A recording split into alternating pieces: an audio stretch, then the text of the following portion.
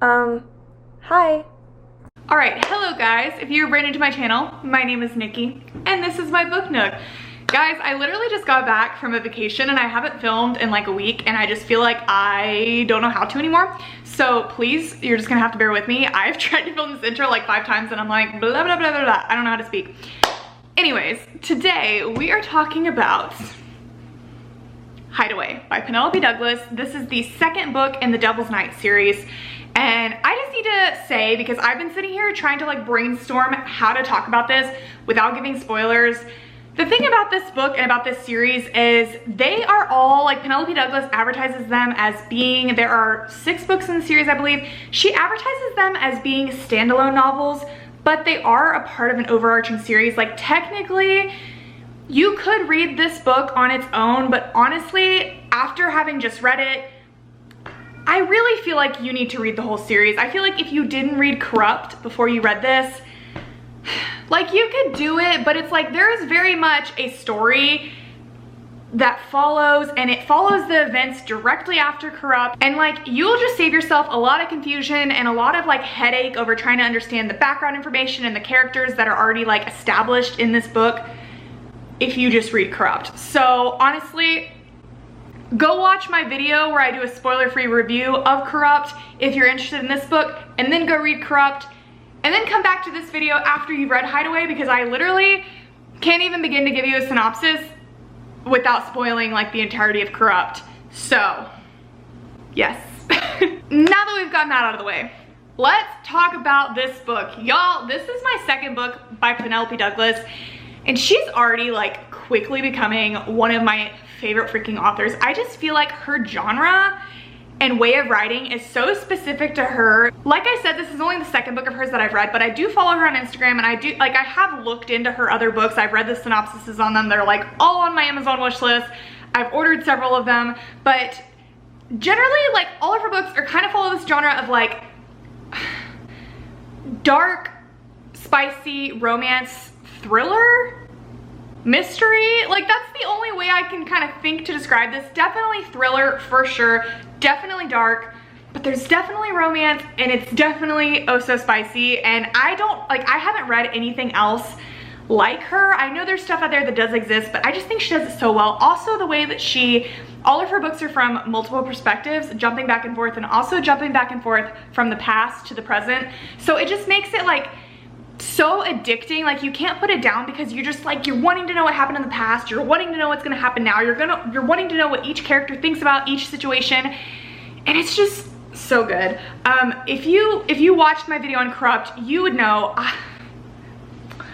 I loved that book so much. It was so freaking good. Like, I literally can't say enough things about it. Like, it just from start to finish had me on the edge of my seat. It was oh so spicy. I feel like no book is absolutely perfect, but like I literally didn't have a complaint about that book in the end. It was just so good. It was a complete 5 out of 5 stars for me. I loved it, and whenever I found out that that book was a part of like an overarching series and like this world was going to continue to be built, I was so happy, because I just needed more. And I didn't know what to expect from this book, because as I said, like, it is kind of advertised as like it can be a standalone novel, but I was happy to find out that like it really does connect to Corrupt, the first book. All the characters that we knew from that book are also in this book, but it just does specifically focus on Kai. So each of the books following Corrupt, as I understand, focuses on one of the 4 horsemen, and then there's 2 like little mini novellas in between.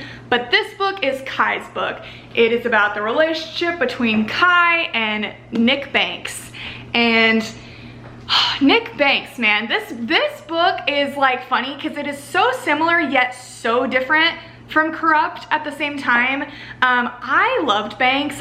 She was literally the polar opposite of Rika. I think it's actually pronounced Rika, but I refuse to say it that way. I don't like it. Sorry, peace and love. I'm gonna be saying Rika. Sorry if that annoys you. She's literally the exact opposite of everything that Rika is. Rika has grown up in a great family. She's rich. Everything's been handed to her. She's just freaking beautiful. Like, she's never really had to work for anything. She's just been given it all. Where Banks is like polar opposite. You know, she is not really conventionally attractive. She has had to work every day of her life just to simply survive. She has zero experience with guys, has never really had any attention from guys. She's just everything that Rika isn't. And I didn't dislike Rika, but like Banks is just, it's very, very different. She was a feisty, scrappy little thing, and I just loved her. I mean, her story was crazy. Spoiler alert, seriously, if you're watching this and you still haven't read this book, leave. When we found out that she was Damon's brother, I read the majority of this book on a plane, which was kind of a bad decision because my jaw hit the floor. I just did not see that coming because obviously there was no mention of her in Corrupt, and we do find out that like it's a secret, no one knows that she's his brother, but like it just made the relationship between her and Kai so much crazier. This book was so good.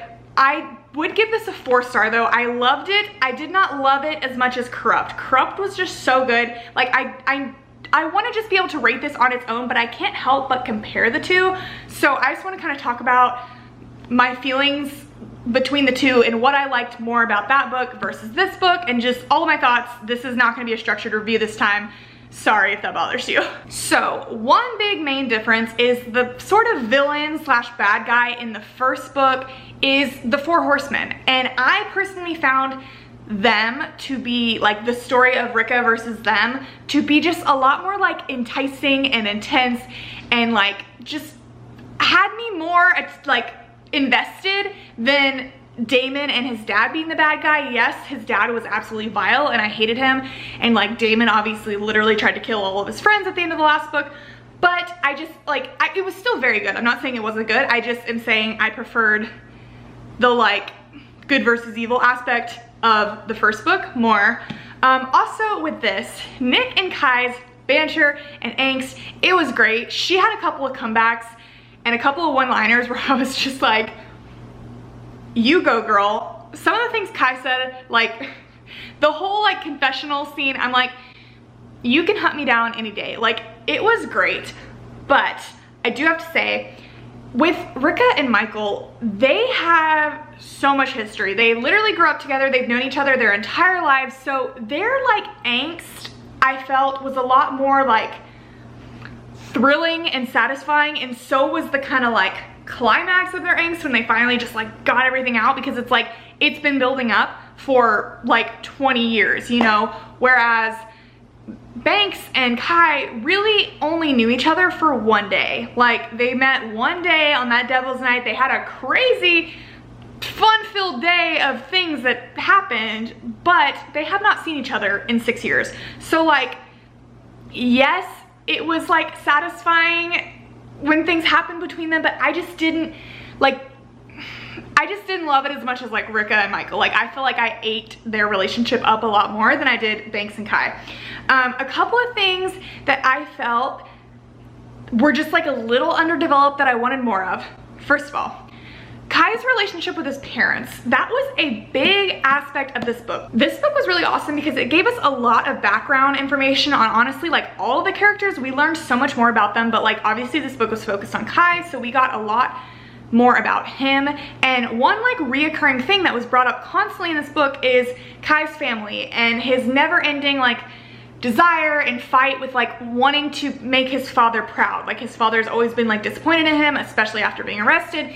So because that was brought up so much, I thought that there was going to be some sort of a like resolution to that. Like I figured in the end, like maybe there would be a sort of like epilogue between his parents and him, like of them maybe meeting Banks for the first time and like his dad just like clapping him on the shoulder saying like he's proud of him, like something. I mean, maybe we'll see that in later books, but I just thought for it to be brought up so often and it to like not be resolved or answered or like nothing to happen with it, I was kind of like, oh, like, you know, what the heck? Like I want Kai's parents to be proud of him. I want him to feel like he's like worthy and he's, you know, just like he's done something good for himself.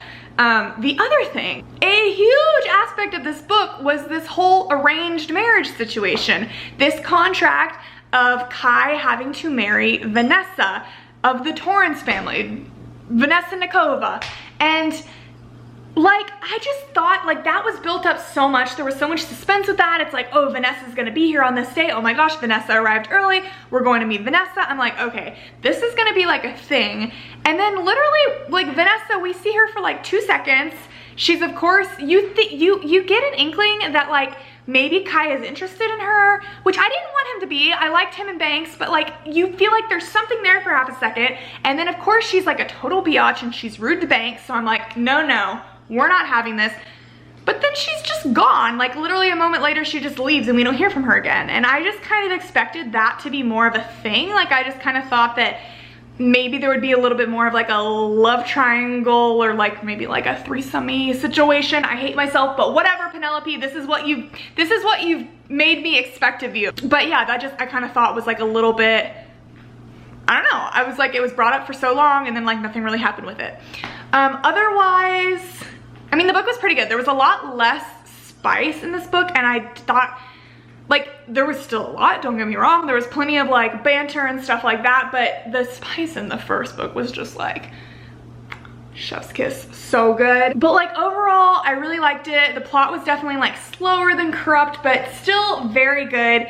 I am so excited for the next book. The next book is called Kill Switch. It is all about Damon and Winter, the girl that that was the mayor's daughter, which is the reason he got sent to jail back on Devil's Night and however many years ago.